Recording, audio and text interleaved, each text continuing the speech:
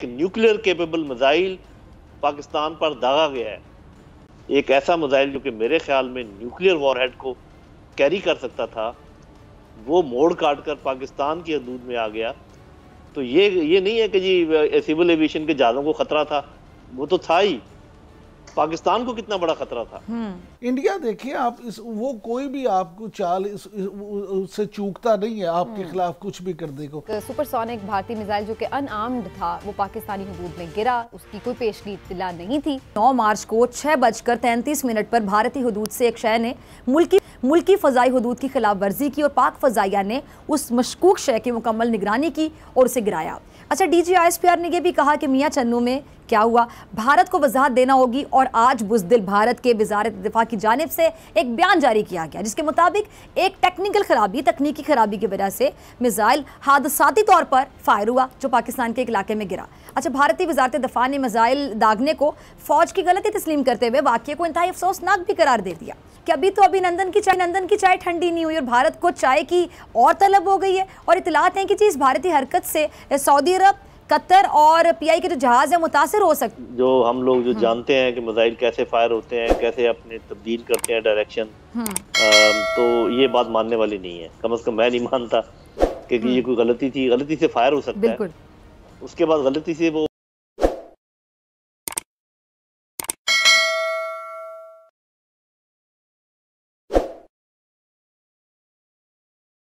हमने गिराया है। उन्होंने ये कहा है कि वो खुद गिरा है। और लेकिन मैं ये समझता हूँ कि ये रिएक्शन काफी नहीं है। मिलिट्री का रिएक्शन तो ठीक है, उन्होंने उसको ट्रैक किया और अंदाजा लगाया कि इसमें वॉरहेड नहीं है, इसलिए उसको आने दिया या वो आ गया, जैसे भी था मसला वो भी बाद में पता चलेगा। लेकिन फॉरेन ऑफिस का ये रवैया काफी नहीं है कि वो भारत को कहे कि जी अभी तुम्हें ये नहीं है वो नहीं है। फॉरेन ऑफिस को ये एक सीरियस चीज है। एक ऐसा मिसाइल जो कि मेरे ख्याल में न्यूक्लियर वॉरहेड को कैरी कर सकता था, वो मोड़ काट कर पाकिस्तान की हदूद में आ गया। तो ये नहीं है कि जी सिविल एविएशन के जहाज़ों को खतरा था, वो तो था ही। पाकिस्तान को कितना बड़ा खतरा था। मेरा ख्याल है कि UN सिक्योरिटी काउंसिल में लेकर जाने वाली बात है, UN के लेवल पे लेकर जाने वाली बात है कि एक न्यूक्लियर केपेबल मिसाइल पाकिस्तान पर दागा गया है और उसके बहुत सारे वजूहात हो सकती हैं।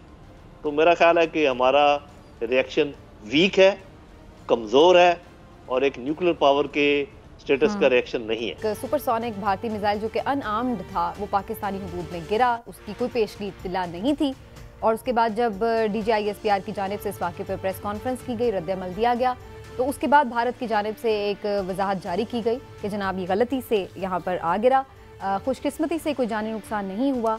लेकिन उसके बाद शाह महमूद कुरैशी साहब ने आड़े हाथों लिया और उन्होंने क्या कहा, जरा सुनिए।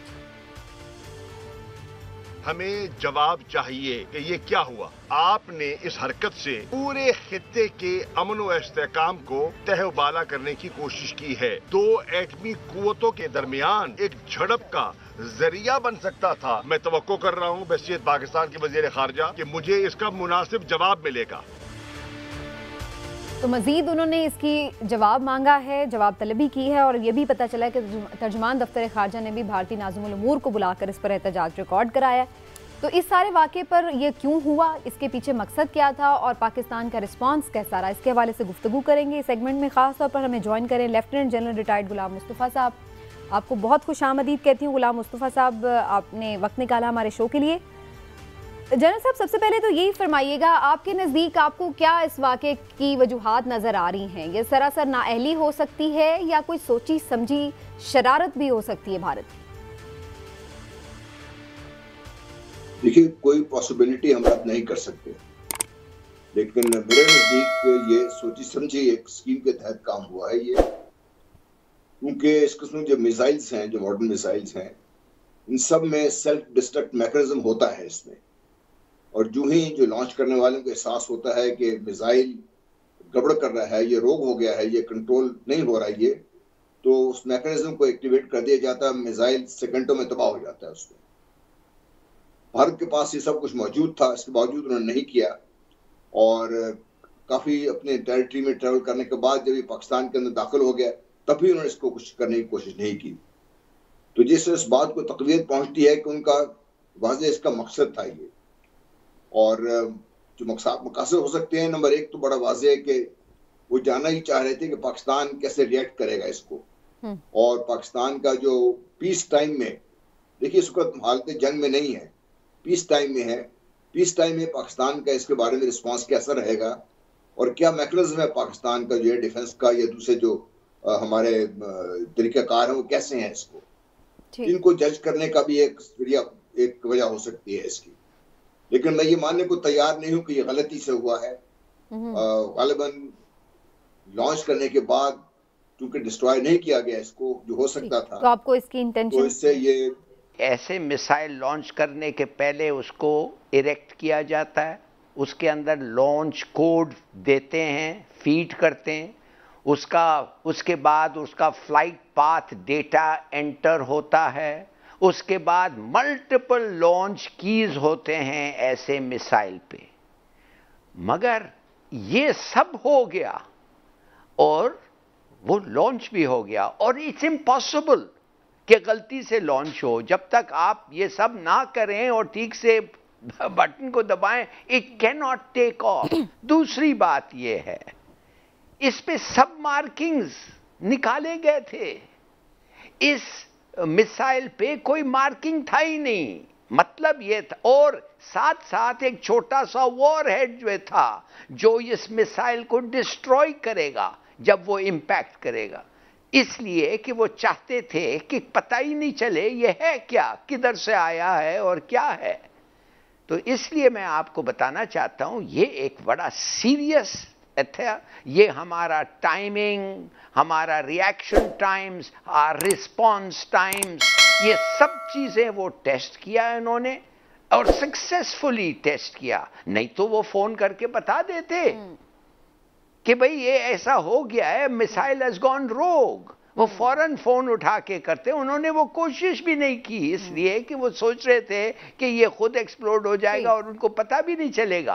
अगर हमारे कोई मिसाइल्स रेडी होके लॉन्च होने लगते या कम से कम प्लेन्स इंडिया के ऊपर पहुंच जाते, तो मैं कहता कि ये नहीं कोशिश करेंगे ऐसी चीज। मगर अब ये इतना कामयाब हुआ है इनका टेस्ट कि माय गॉड। जब भी मिसाइल्स लॉन्च होते हैं और आपने टेस्ट करने होते हैं तो पूरी दुनिया को बताना पड़ता है आपको, क्योंकि ये मिसाइल्स इस लेवल पे ट्रेवल करते हैं जहां पे दुनिया की जहाज सफर कर रहे होते हैं और उनको वारंट देनी पड़ती है और क्लियर एरिया बताना पड़ता है कि इस एरिया से आप दूर रहें। बिल्कुल ठीक। ये पाकिस्तान भी करता है, पूरी दुनिया करती है ये।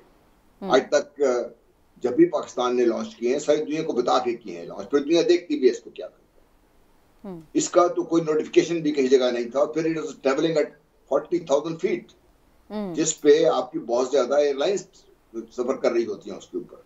ये तो शुक्र है कोई नुकसान नहीं हो गया, लेकिन भारत ने तो कसर कोई नहीं छोड़ रखी थी इसमें। सही। और जिस तरह हलाली साहब भी कह रहे थे, देखिए ये मामला इतना सादा नहीं है जितना भारत ने 3 लाइनों में कह दिया कि भाई गलती से लॉन्च हो गया।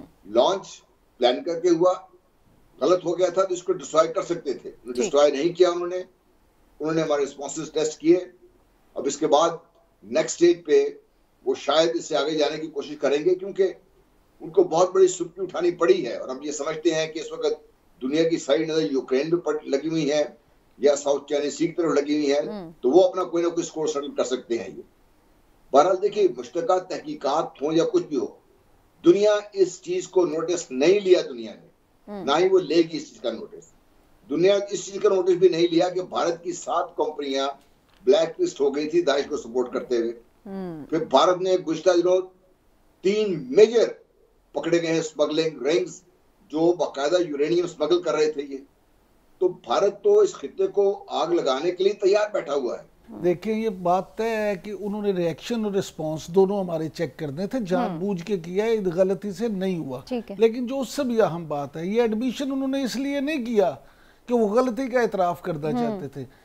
जो माहिरीन है डिफेंस के, उनके मुताबिक ये एडमिशन भी एक चाल है। ये इसलिए उन्होंने किया कि अब वो इसके बाद आपसे उसका मलबा मांगेंगे।